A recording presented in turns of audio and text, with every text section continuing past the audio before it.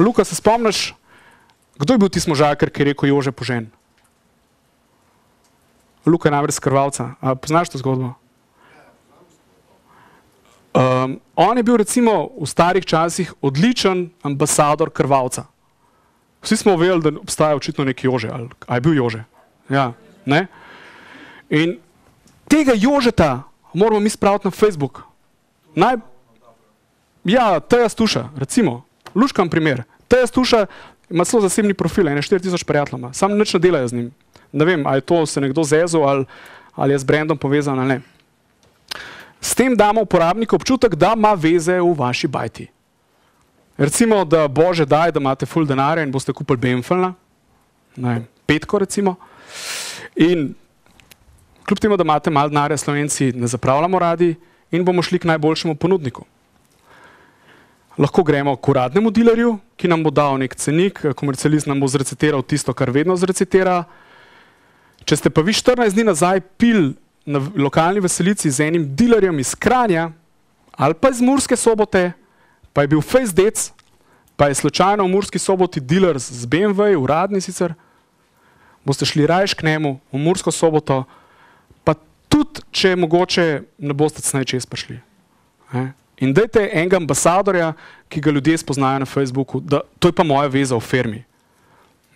In on ne sme biti skrit za logotipom podjetja, on mora biti navaden user. Bom pa razložil, zakaj.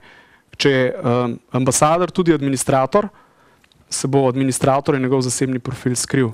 Lep primer je, če greste v Interspar kupiti smuče v športen oddelek, ali pa mogoče v Intersport, ali pa Hervis, ali pa če greste k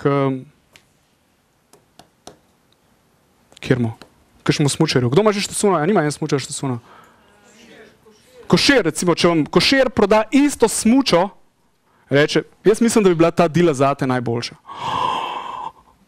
Pa je 3-krat dražji lahko, kakor je ista dila v Intersportu, ki vam je priporočil običajen prodajalec. Probajte ta efekt dobiti. Na Facebooku. Kot sem povedal, ambasador ne sme biti administrator, ker bo njegov logotip oziroma njegova profilna slikca zginila v slikco. Ambasador naj ne objavlja novih postov. Zakaj?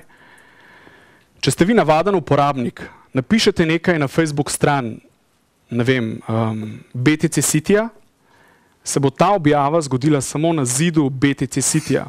Ta objava, vi kot navaden smrtnik, uporabni, navadni zapravljalec denarja v BTC Cityju, ne boste sprožili viralnega efekta, ker se ta objava zgodi samo na zidu.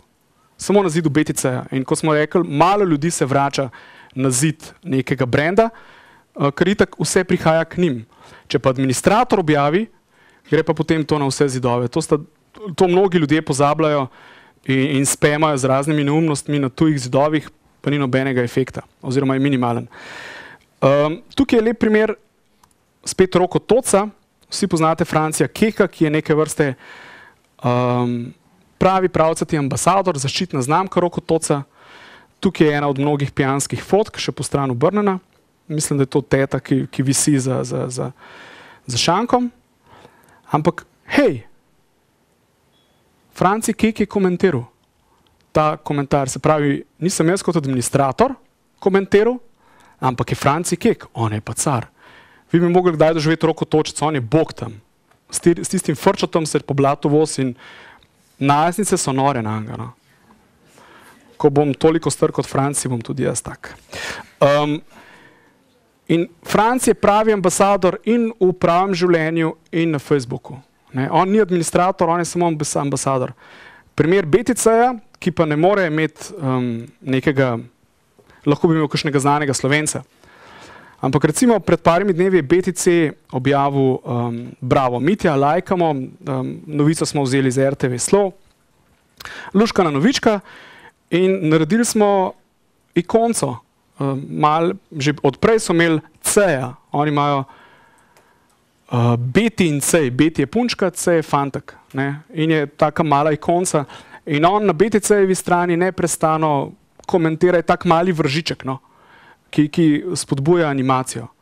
Ker pač BTC sam težko najdemo, mogoče bi bil kakšen član uprave primeren za tazga, ampak njega ni na Facebooku. Ok, če ga nijo, si ga pa zmislimo, če se da.